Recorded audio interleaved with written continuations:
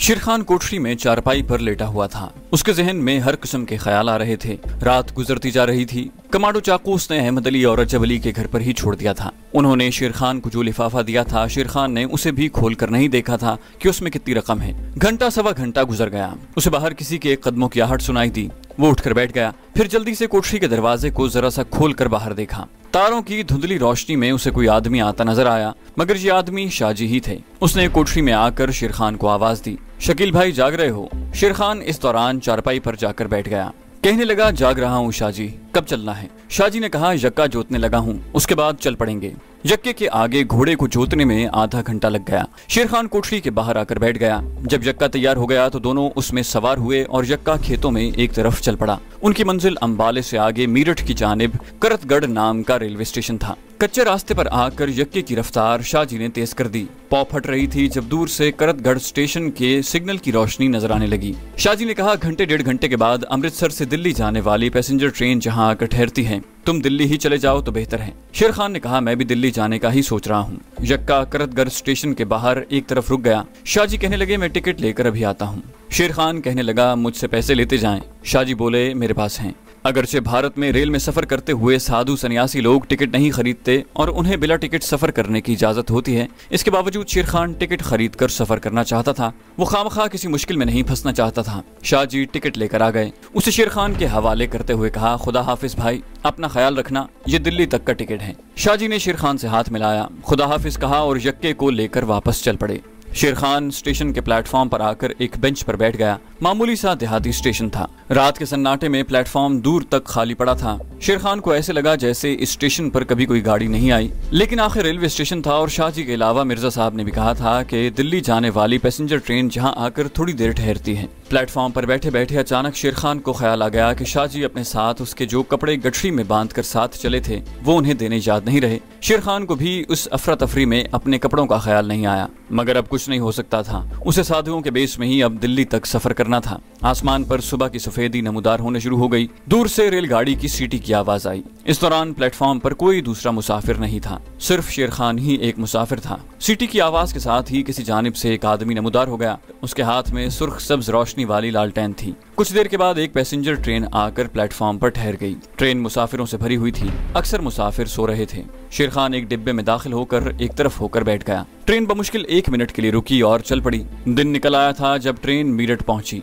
शेर खान साधु के भेष में अपने डिब्बे में ही बैठा रहा। मीरठ के स्टेशन पर काफी रश था। रेलवे पुलिस के 2-4 सिपाही भी नजर आ रहे थे। एक तरफ मिलिट्री पुलिस के 2 जवान भी उसे दिखाई दिए। ट्रेन काफी देर रुकी रही। डिब्बे में और मुसाफिर दाखिल हो गए। डिब्बा मुसाफिरों से भर गया। ट्रेन खुदा खुदा करके चली तो शेर खान ने इत्मीनान का सांस लिया। अब आगे बड़ा स्टेशन दिल्ली ही था। ट्रेन हर छोटे स्टेशन पर रुक रही थी। दिन के 12 बज चुके थे जब शेर खान दिल्ली पहुंचा। स्टेशन से वो जल्दी से बाहर आ गया। उसने स्टेशन के बाहर आते ही एक खाली रिक्शा लिया और ड्राइवर से एक खास इलाके का नाम लेकर उस तरफ जाने को कहा। उस खास इलाके का नाम हम यहाँ नहीं बताएंगे। वहाँ उनकी तंजीम का एक खास आदमी रहता था। वो आदमी उसे घर पर ही मिल गया। शेर खान ने वहाँ पहुँचते ही पहला काम ये किया कि साधुओं वाला लिबास उतार कर मुंह हाथ धोया और पतलून शर्ट पहन ली। उसकी तंजीम के आदमी का असली नाम भी मसलहतन यहाँ नहीं लिखा जाएगा। उसका नाम आप खालिद समझ लें। दोनों मुजाहिदों ने खाना खाया। उसके बाद शेर खान कहने लगा, ये बताओ कि कश्मीर पहुंचने के लिए सबसे महफूज जरिया इन हालात में क्या हो सकता है? खालिद कहने लगा, शेर खान सबसे महफूज जरिया तो हवाई जहाज ही है। ट्रेन का सफर तो एक लंबा सफर है। दूसरा, रास्ते रास्ते में जगह जगह चेकिंग का खतरा है। मेरा मशवरा तो यही है कि तुम यहाँ से श्रीनगर की फ्लाइट में फर्स्ट क्लास की टिकट लेकर सवार हो जाओ। फर्स्ट क्लास में तुम ज्यादा महफूज होगे। शेर खान को ये तजवीज बड़ी पसंद आई। दिल्ली से श्रीनगर तक फ्लाइट में सीट बुक करवाने के लिए उसे 1 हफ्ता इंतजार करना पड़ा। इस दौरान वो अपने मुजाहिद साथी के मकान पर ही रहा। 1 हफ्ते के बाद उसे दिल्ली से श्रीनगर की फ्लाइट में सीट मिल गई। ये फर्स्ट क्लास की सीट थी। शेर खान बगैर किसी परेशानी के श्रीनगर पहुंच गया। जहां से वो अपने साथी मुजाहिदों के ठिकाने पर आ गया। कमांडो अरसलान से बड़ी देर बाद मुलाकात हुई। दोनों पुराने कमांडो दोस्त बड़ी गर्मजोशी से मिले, एक दूसरे के हालात पूछे और नमकीन चाय की प्यालियां लेकर एक जगह बैठकर बातें करने लगे। शेर खान ने पूछा, मैं काफी दिनों तक कश्मीर के महाज से दूर रहा हूँ, लेकिन अखबारों में मुझे अपने मुजाहिदीन की सरगर्मियों का कुछ न कुछ हाल अहवाल मालूम हो जाता था। कमांडो अरसलान ने चाय का घूंट भरने के बाद कहा, शेर खान तुम बड़े सही वक्त पर आए हो, हमें इस वक्त तुम्हारी सख्त जरूरत महसूस हो रही थी। शेर खान ने पूछा, मालूम होता है कोई अहम मिशन है? अरसलान ने कहा, हाँ ऐसी ही बात है, तुम चाय पी लो, फिर इत्मीनान से बात करेंगे। चाय पीने के बाद कमांडो अरसलान शेर खान को एक छोटी सी लकड़ी की दीवारों वाली कोठरी में ले आया, जहां एक चारपाई के अलावा 2-3 कुर्सियां और एक छोटी पुरानी मेज थी। अभी सूरज गुरूब नहीं हुआ था। खिड़की में से दिन की रोशनी अंदर आ रही थी। खिड़की में से जंगल के दरख्त भी दिखाई दे रहे थे। ये मुजाहिदीन का खुफिया ठिकाना एक पहाड़ी जंगल में वाक़ था। कमांडो अरसलान ने कुर्सी पर बैठते हुए कहा, हमें इत्तला मिली है कि पीर पंजाल के फौजी कैंप में असलहा और गोला बारूद की एक बहुत बड़ी खेप पहुंचा दी गई है, जिसके साथ भारत की महाराष्ट्र राइफल्स के 3 कर्नल और 2 ब्रिगेडियर भी कैंप में आ गए हैं। असलहे की इस भारी खेप में आग लगाने वाले खतरनाक रॉकेट भी भारी मिकदार में हैं, जो जाहिर है कश्मीरी मुसलमानों के मकानों को आग लगाकर तबाह करने के लिए इस्तेमाल किए जाएंगे। हमने इस कैंप को उड़ाने का मंसूबा तैयार किया है। शेर खान ने कहा, मैंने पीर पंजाल का भारतीय फौजी कैंप देखा हुआ है। वो काफी बुलंदी पर है और उसके इर्द गिर्द ऐसी कोई पहाड़ी नहीं जहां से हम कैंप पर रॉकेट फायर कर सकें। अरसलान कहने लगा, हमने इस बात के पेश नजर ही एक दूसरा मंसूबा तैयार किया है। इसके लिए हमें किसी पहाड़ी टीले की पोजीशन से कैंप पर रॉकेट फायर करने की जरूरत नहीं है। शेर खान ने मुस्कुराते हुए पूछा, क्या कहीं कोई हेलीकॉप्टर हाथ लग गया है जिस पर बैठकर कैंप पर रॉकेट फायर किए जाएंगे? अरसलान ने कहा, इस मिशन में हमें किसी हेलीकॉप्टर की भी जरूरत नहीं पड़ेगी। शेर खान ने पूछा, तो फिर कैसे अटैक होगा? अरसलान कहने लगा, ये सरबकफ मिशन होगा। हमारा एक मुजाहिद इंतहाई धमाका खेज मवाद ट्रक में भरकर भारतीय मशीन गन्नों की बौछारों में कैंप में दाखिल होगा और असलहा और गोला बारूद के स्टोर की दीवार से जाकर टकराएगा। उसके बाद वहाँ जो कुछ होगा तुम बखूबी उसका अंदाजा लगा सकते हो। हमारा मुजाहिद शहीद हो जाएगा, लेकिन उसकी शहादत दुश्मन को नाकाबिल तलाफी नुकसान पहुंचाएगी। शेर खान अच्छी तरह से जानता था कि ऐसी शहादत का रुतबा हासिल करने के लिए ये मुजाहिद बल्कि हर कलमा गो मुसलमान हर लम्हा तैयार रहता है और वो उसे अपनी जिंदगी और आखिरत की बेशबहा सादत समझता है। चुनाचे इस बारे में अरसलान से मजीद कोई बहस न की, सिर्फ इतना पूछा, इंतहाई धमाका खेज मवाद से भरा हुआ ट्रक फौजी कैंप के अंदर जाना आसान नहीं, इसके लिए हमें बड़ी एहतियात और समझदारी से काम लेना पड़ेगा। अरसलान कहने लगा, मैंने बहुत सोच समझकर हर पहलू पर गौर करने के बाद ये मंसूबा तैयार किया है। हमने उस जगह का भी तयन कर लिया है जहां से हम बारूदी ट्रक हासिल करेंगे और फिर हमारा मुजाहिद उसे खुद ड्राइव करके कैंप के अंदर ले जाकर एमुनिशन डिपो की दीवार से टकरा देगा। शेर खान ने पूछा, ये मिशन कब शुरू करने का इरादा है? अरसलान ने कहा, पीर पंजाल की पहाड़ियों पर बर्फबारी का इंतजार है, ये मिशन बर्फबारी में शुरू किया जाएगा। अरसलान ने इस मिशन के लिए मुजाहिदों का इंतखाब कर लिया था। ये अरसलान और शेर खान को मिलाकर कुल 6 मुजाहिदों की पार्टी थी। असलहा वगैरह का भी पूरा इंतजाम हो चुका था। चुनाचे उससे अगले ही रोज ये पार्टी पीर पंजाल की पहाड़ियों की जानिब रवाना हो गई। ये लोग देहाती लिबास में थे और खच्चरों पर सफर कर रहे थे। ये लोग रात के वक्त अपने खुफिया ठिकाने से चले थे। वो रात और उससे अगला दिन पहाड़ी जंगलों में सफर करते गुजर गया। दूसरे दिन रात के वक्त पार्टी पीर पंजाल की पहाड़ियों में पहुंच गई।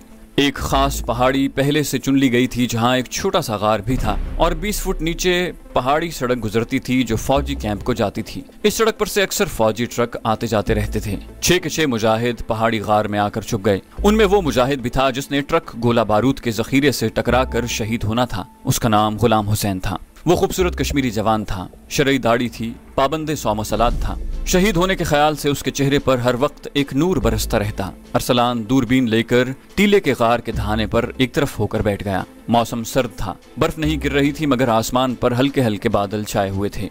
अरसलान ने दूरबीन शेर खान को देते हुए कहा, नीचे देखो। नीचे वो पक्की सड़क है जो भारतीय फौज ने कैनवायों की नकलो हरकत के लिए खास तौर पर चौड़ी और पुख्ता की हुई है। शेर खान दूरबीन लगाए नीचे पहाड़ी सड़क को गौर से देख रहा था। इतने में सड़क पर से एक जीप और फिर एक फौजी ट्रक भी गुजर गया। कमांडो शेर खान ने दूरबीन आंखों के आगे से हटाते हुए अरसलान से पूछा, जाहिर है इस मिशन के लिए हमें भारतीय फौजी ट्रक इस्तेमाल करना होगा। ये ट्रक हम कहाँ से लाएंगे? अरसलान कहने लगा, ये ट्रक मैं और तुम यानी हम दोनों अगवा करके लाएंगे। ये फौजी ट्रक हम कहाँ से अगवा करके लाएंगे? शेर खान के इस सवाल पर अरसलान ने कहा, उसी सड़क पर से अगवा करेंगे, बाकी तुम्हें बहुत जल्द सब कुछ मालूम हो जाएगा। शेर खान ने एक और सवाल किया, धमाका खेज मवाद कहाँ रखा हुआ है? अरसलान ने कहा, उसी गार में है। ये काम हमने 3 रोज पहले ही कर दिया था।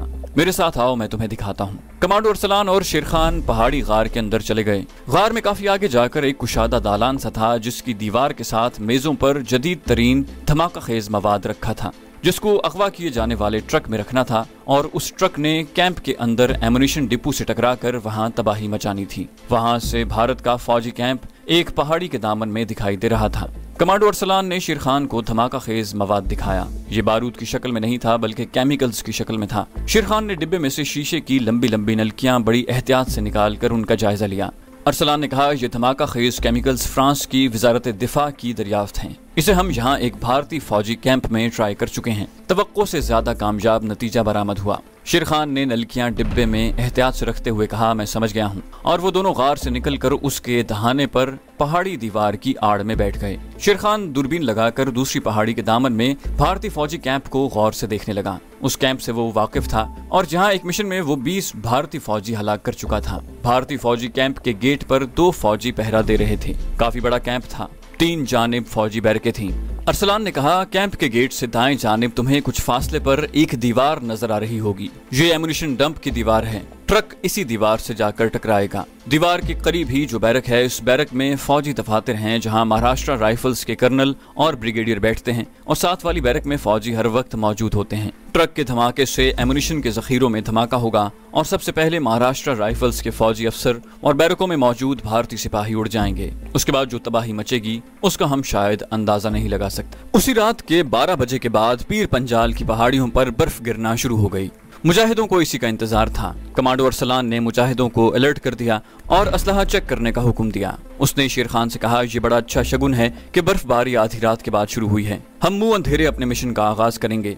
उस वक्त तक जो बर्फ गिर चुकी होगी वो नरम होगी और हमें अपनी नकलो हरकत में आसानी रहेगी। शेरखान ने पूछा, हमारी पोजीशनें कहाँ कहाँ होंगी? अरसलान ने नीचे सड़क की तरफ इशारा करके कहा, हम सड़क पर पीछे की तरफ कम से कम 1 फरलांग के फासले पर होंगे। मुंह अंधेरे एक भारतीय फौजी ट्रक ताज़ा सब्जियां और दूध लेकर आता है। हम उस ट्रक को अगवा करेंगे। जब मुजाहिदों ने अपना अपना असलहा चेक कर लिया तो कमांडो अरसलान ने कहा, केमिकल्स के क्रेट उठाओ और नीचे चलो। चारों मुजाहिदों ने गार में रखे हुए इंतहाई धमाका खेज केमिकल्स के 4 क्रेट अपने कंधों पर रखे और गिरती बर्फ में गार में से निकलकर पहाड़ की ढलान उतरने लगे। उन्हें वो जगह दिखा दी गई थी जहाँ जाकर उन्होंने ये सामान रखना था। उनके जाने के बाद कमांडो अरसलान और शेरखान भी पहाड़ी पर से नीचे उतरने लगे। बर्फ गिर रही थी। चूंकि बर्फ अभी ताज़ा और नरम थी, इसलिए उन्हें ढलान पर उतरते वक्त किसी किस्म की दिक्कत न हुई। बर्फ रात भर या दिन भर गिरने के बाद जब रुक जाती है तो फिर गिरी हुई बर्फ जमकर सख्त हो जाती है और उस पर चलना बड़ा दुश्वार होता है। पांव हर कदम पर फिसल जाता है। रात अंधेरी थी, रास्ता उन्हें मालूम था। वो टीले की अकब की जानिब से ढलान उतर रहे थे। नीचे आने के बाद वो बल खाती पहाड़ी सड़क के साथ साथ पीछे की तरफ चलने लगे।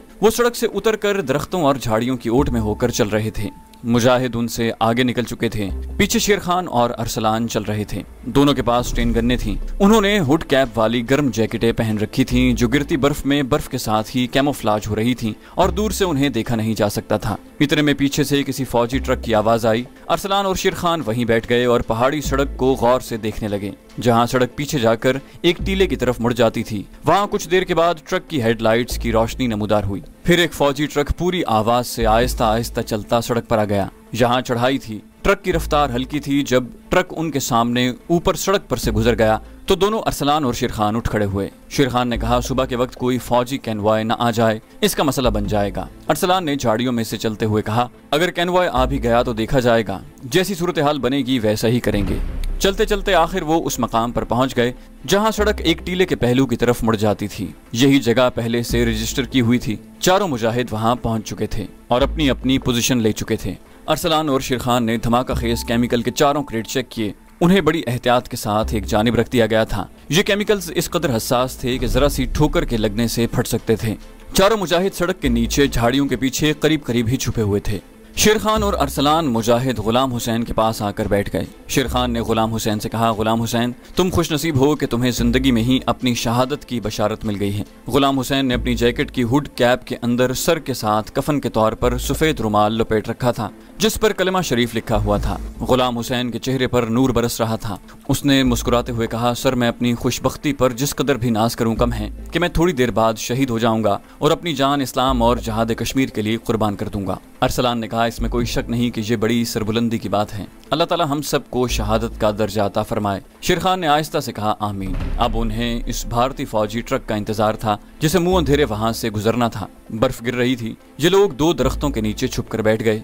वो धीमी आवाज में कभी कभी कोई बात करते। थोड़ी थोड़ी देर बाद अरसलान और शेर खान अपनी घड़ियों पर निगाह डाल लेते। इंतजार की घड़ियां तवील होती महसूस हो रही थीं, मगर ये मुजाहिद इस किस्म के इंतजार के आदी थे। रात गुजरती चली जा रही थी। एक बार अरसलान ने घड़ी पर वक्त देखा तो मुजाहिदों से कहा, होशियार हो जाओ, क्रेट सड़क के किनारे नीचे ले जाओ। उसी वक्त मुजाहिदों ने धमाका खेज केमिकल के 4 क्रेट बड़ी एहतियात से अपने अपने कंधों पर उठाए और कदम कदम संभल कर चलकर सड़क पर एक जगह आकर उन्हें सड़क की ढलान पर झाड़ियों में छुपा कर रख दिया। उसके साथ ही वो स्टेन गन्ने लेकर वहीं पोजीशन लेकर बैठ गए। मुजाहिद गुलाम हुसैन अरसलान के करीब आकर बैठ गया। शेर खान भी वहीं बैठा था। उन सब की नजरें सड़क पर उस जगह लगी हुई थीं जहां सड़क टीले की ओट में मुड़ जाती थी। अरसलान ने शेर खान से धीमी आवाज में कहा, मेरा ख्याल है कि भारतीय ट्रक के नमूदार होने में चंद मिनट ही रह गए हैं, उसके आने का वक्त हो गया है। शेर खान ने पूछा, ट्रक में कितने फौजी होते हैं? अरसलान ने कहा, हमने पूरी छानबीन की हुई है।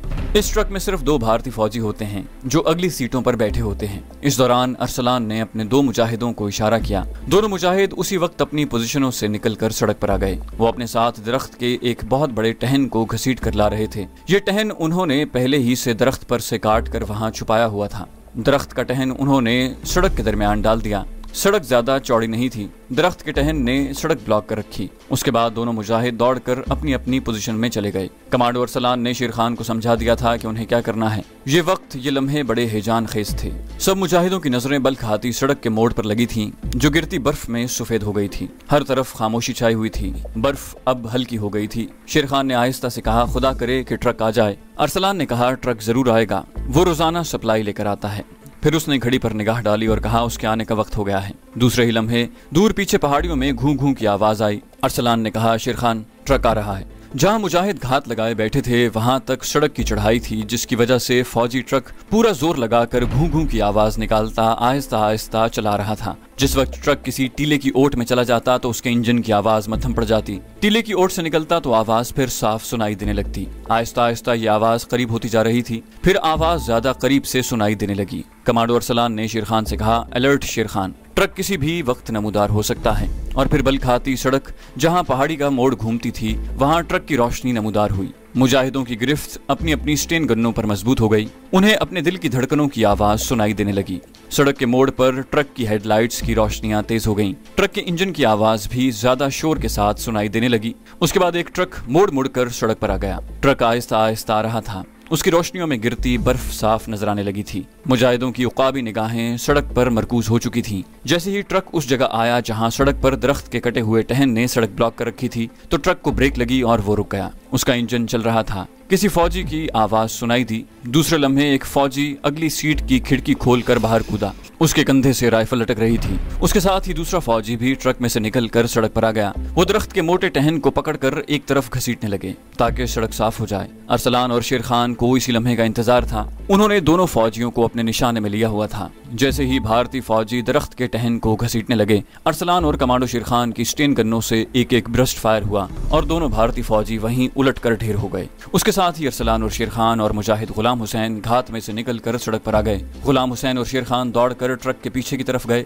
उनकी स्टेन गनों का रुख ट्रक के पिछले हिस्से की जानिब था। कमांडो अरसलान ने दोनों गिरे हुए भारतीय फौजियों को पांव की ठोकर से हिलाया। दोनों मर चुके थे। इसी दौरान सड़क के नीचे से 2 मुजाहिद दौड़कर ऊपर आ गए और उन्होंने दरख्त के टहन को घसीटकर सड़क की दूसरी तरफ डाल दिया। ट्रक में और कोई फौजी नहीं था। मरे हुए भारतीय सिपाहियों की लाशें भी सड़क की दूसरी तरफ फेंक दी गईं। अरसलान ने मुजाहिदों से कहा, क्रेट लाओ जल्दी। फौजी ट्रक की बत्तियां गुल कर दी गई थीं। गुलाम हुसैन जल्दी से ट्रक की ड्राइविंग सीट पर बैठ गया। मुजाहिद एक एक करके ट्रक को उठा कर ले आए। शेर खान, अरसलान और दूसरे मुजाहिदों ने मंसूबे के मुताबिक धमाका खेज केमिकल के 4 क्रेट गुलाम हुसैन के पांव के करीब रख दिए। यह ऐसी खतरनाक जगह थी कि जहां जरा सी ठोकर के लगने से 4 क्रेट एटम बम की तरह फटकर तबाही मचा सकते थे। उनका उसी जगह रहना जरूरी था। 4 मुजाहिदों ने बारी बारी गुलाम हुसैन का हाथ अपने हाथों में लेकर अकीदत से चूमा और कलमा पाक का विर्द करते पीछे हट गए।